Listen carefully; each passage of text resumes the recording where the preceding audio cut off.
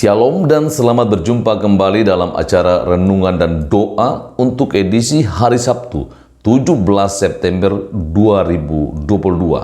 Doa dan harapan saya, Bapak Ibu dan sahabat-sahabat Renungan dan Doa tetap berada dalam perlindungan Tuhan, tetap sehat dan semangat. Sebelum mendengar firman Tuhan, mari berdoa. Terpujilah Engkau Tuhan Allah Bapa kami yang ada di surga, yang telah menuntun kami sampai hari ini. Sepekan video renungan boleh dibuat untuk menjadi berkat bagi sahabat, saudara-saudara yang terus mendengar dan mengikuti renungan ini. Kini kami akan membaca dan merenungkan firman Tuhan.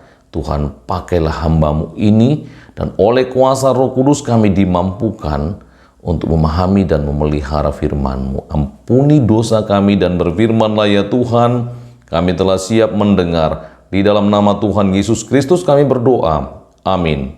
Bacaan hari ini dari kitab Injil Markus pasal yang ke-12 ayat 41 sampai 44. Firman Tuhan berbunyi, pada suatu kali Yesus duduk menghadapi peti persembahan dan memperhatikan bagaimana orang banyak memasukkan uang ke dalam peti itu.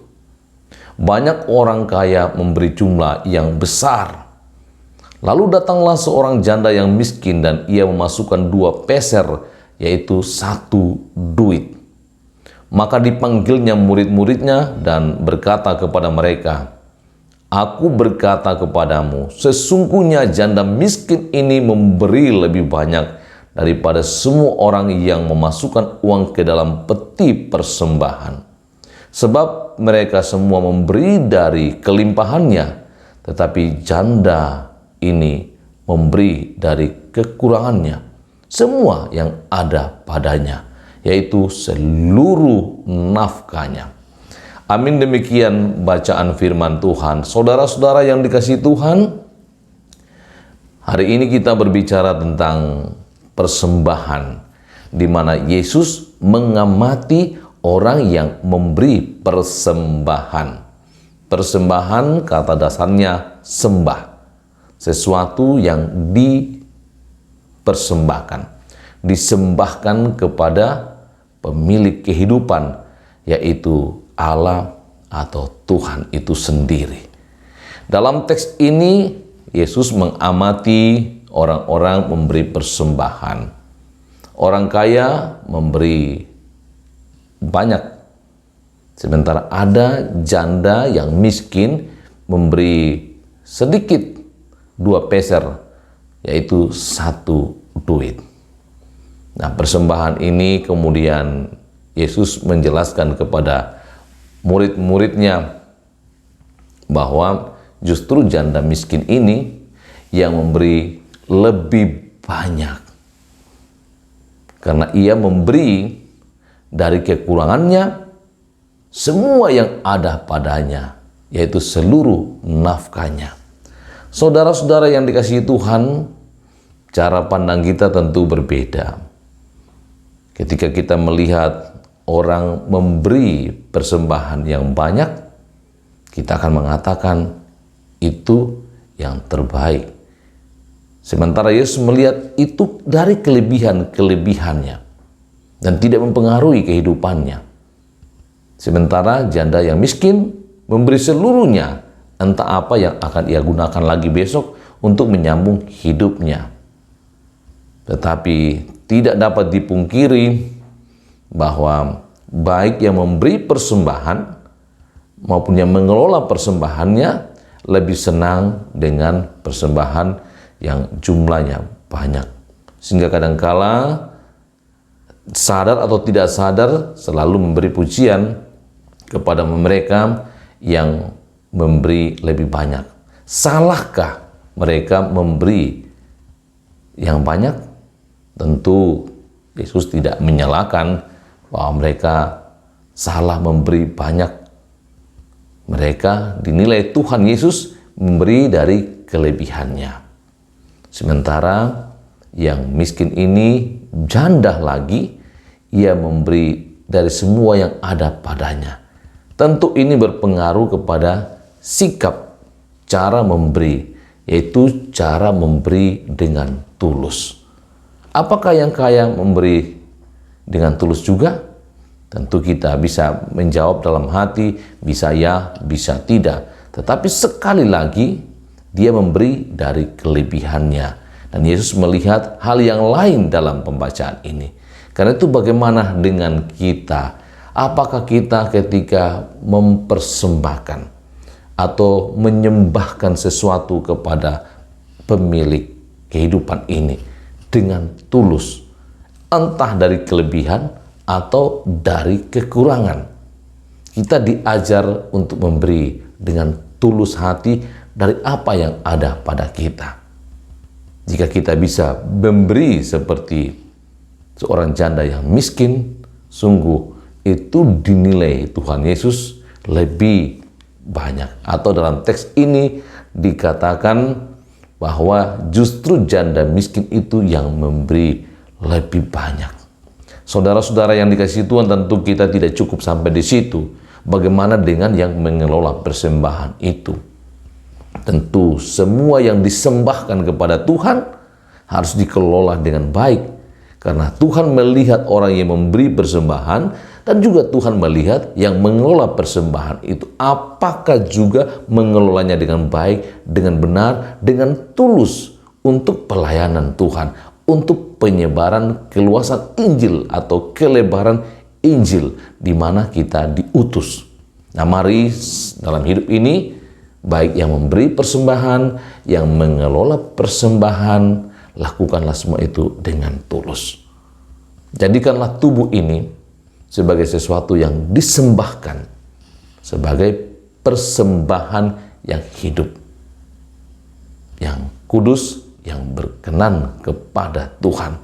Tuhan Yesus akan selalu memberkati dan menolong setiap kita yang memberi, entah banyak, entah sedikit, yang mengelola dengan baik, dengan tulus untuk kemuliaan Tuhan. Amin. Mari berdoa. Terpuji Engkau Tuhan Allah Bapa di surga yang telah memberi kepada kami. Dan kami mempersembahkan dari apa yang kami peroleh. Kami juga mempersembahkan tubuh kami sebagai persembahan yang hidup. Tuhan tolong agar kami dalam memberi persembahan, memberinya dengan tulus. Begitu pula yang mengelola persembahan, mengelolanya dengan baik, benar, dan tulus hati untuk kelebaran akan firman Tuhan. Kami bersyukur Tuhan atas berkat-berkat di mana saudara-saudara kami boleh mengalami sukacita atas pertambahan usia, juga atas berkat lain, boleh menyelesaikan studi, dan juga menerima berkat-berkat dari apa yang mereka kerjakan. Tuhan terus menolong agar dalam hidup ini setiap orang terus melakukan pekerjaannya dengan sungguh-sungguh, dengan rasa syukur, dan juga dengan tulus hati. Biarlah semua itu untuk kemuliaan Tuhan. Engkau memberkati jemaat dalam pekerjaan dan dalam pendidikan. Begitu pula dengan sahabat-sahabat renungan dan doa. Tuhan sertai selalu. Kami berdoa untuk pergumulan saudara kami, Bapak Simpson Gatang, yang berduka cita karena saudaranya almarhumah Yohana Gatang di Kendari yang telah Tuhan panggil, membawa duka cita, dan jemaat pun berduka cita. Dan kami berdoa Tuhan kuatkan dan hiburkan Bapak Simpson Gatang beserta dengan keluarganya. Tuhan tolong agar boleh menghadiri pemakaman atau mengurus jenazah saudaranya di Kendari. Kami terus menopang dalam doa saudara-saudara kami yang bergumul karena sakit, seperti Ibu Esther Bongi, juga Bapak Sinin Taliding, Bapak Robi Musa Sulu, Bapak Andarias Amping Tera yang dirawat di rumah sakit, agar Tuhan berbelas kasihan dan mereka boleh menjadi sembuh. juga cucu kekasih dari Bapak Simon. Engkau Tuhan terus beracara sehingga apapun kondisinya di rumah sakit, ia mendapat belas kasih Tuhan. Kami berdoa untuk Oma dari Bela Pati yang kondisinya sejak kemarin dulu melemah sejak ia dirawat di rumah sakit lebih dari 10 hari dan kondisinya melemah, dan akibat dari sakit yang dideritanya ia kadang menggetar-getarkan badannya sehingga membuat suami, anak-anak dan cucu menjadi cemas dengan sakit yang dideritanya. Begitu pula beberapa majelis yang boleh hadir kemarin melihat kondisinya, juga memikirkan betapa di hari tua, di saat kelemahan tubuh, derita dan sakitnya, ini sungguh membuat keluarga menjadi tidak nyaman melihatnya. Mohon belas kasihan Tuhan, agar sekalipun ia sakit, ia sangat menderita, ia tidak menggoncang-goncangkan tubuhnya. Biarlah ia tenang menanti pertolongan Tuhan sampai Tuhan menyatakan kemuliaan baginya. Kami terus berdoa agar ia kembali kuat dan sehat. Kuatkan juga suaminya, anak-anak yang terus menemaninya. Tuhan beracaralah sehingga yang baik yang Tuhan kehendaki berlaku baginya dan ia boleh berbicara kembali. Jadilah seperti yang Tuhan kehendaki.